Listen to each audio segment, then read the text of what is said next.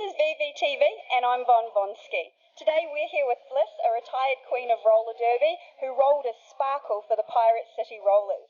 She has amassed an amazing collection of vintage and retro pieces, and today we're lucky enough to get a look through. Hi Fliss, how are you? Hi, good thanks. Come on through. Where do you find your vintage clothing treasures? Well, I guess the trick is that I'm always looking.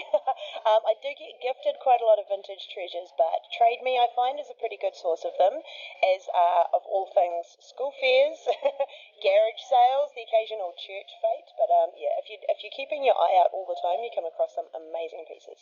So we can see you on Sunday mornings trolling through the vintage fairs and garage sales. I need to be prepared for those kind of Sunday mornings. It means no going out on a Saturday night, but yeah. Absolutely. Got to have your wits about you when looking for vintage, right? You need to be ready to knock the other people out of the way. Should you spot one of those treasures across a crowded hall, you're going to be running for it.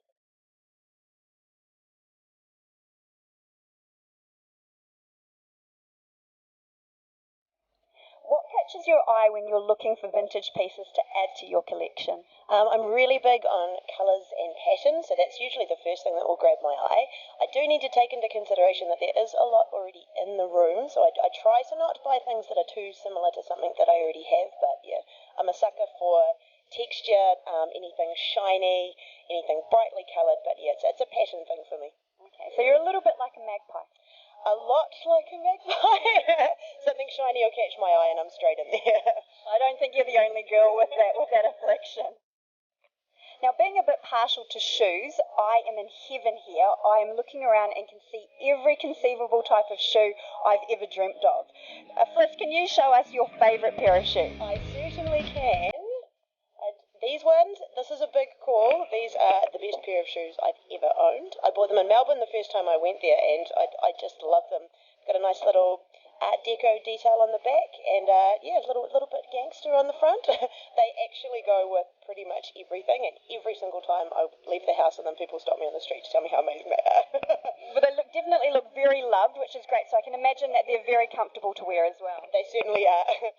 Which is obviously the bee's knees and shoes, ones that look good and are comfortable wearing too. Now, I can also see that we have a beautiful ensemble here. Now, this is your favourite ensemble at the moment? At the moment it is. I mean, this changes daily, but this is one of my favourites. It's good to have it on the mannequin so that I don't have to wait until I need to wear it to be able to appreciate its beauty in the corner of the room. Absolutely. I think that's what I love the most about being in this room. Everything on display is like an art piece. It's really wonderful. Now, this particular piece here, where is it made? This one's another New Zealand piece. Actually found it on Trade Me again. Love that site. Cost me $9 with the whole ensemble, the jacket and everything. Actually had to get it taken up. Bottom, it's got some more stripes happening here. It was quite a lot longer when I first bought it. It came down to probably mid-calf, so once I got it taken up, it's completely wearable now. Fantastic. And where would you wear this? Well, I've only worn it once so far. I wore it to a documentary premiere that I was lucky enough to be in, so it seemed like the right time to pull out this little baby. This is going to show us through her wardrobe.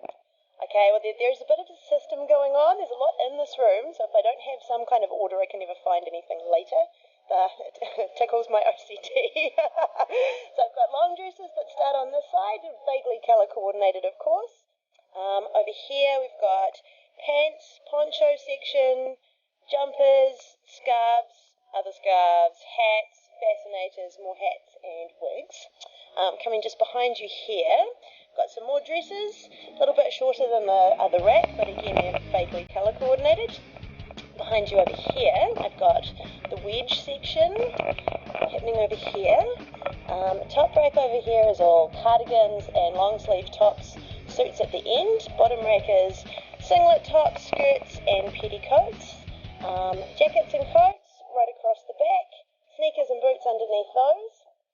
The sunglass bar in the middle. You can never have too many pairs of sunglasses. I can see at this bar the sunglasses are on tap. They sure are. I've got heels all on the back of the door.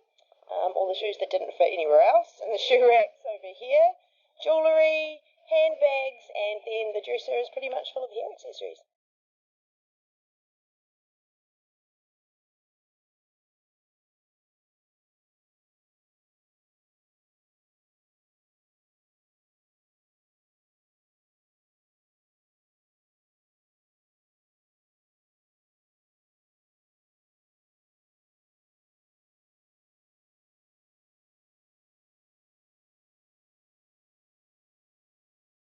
I've had an amazing time playing in Fliss's wardroom, so thanks so much for letting us through today, Fliss. Anytime. If you want to check out more of her collection and pieces, follow the link below, frockstar.co.nz. Make sure you subscribe to our channel. We put up new videos every Wednesday.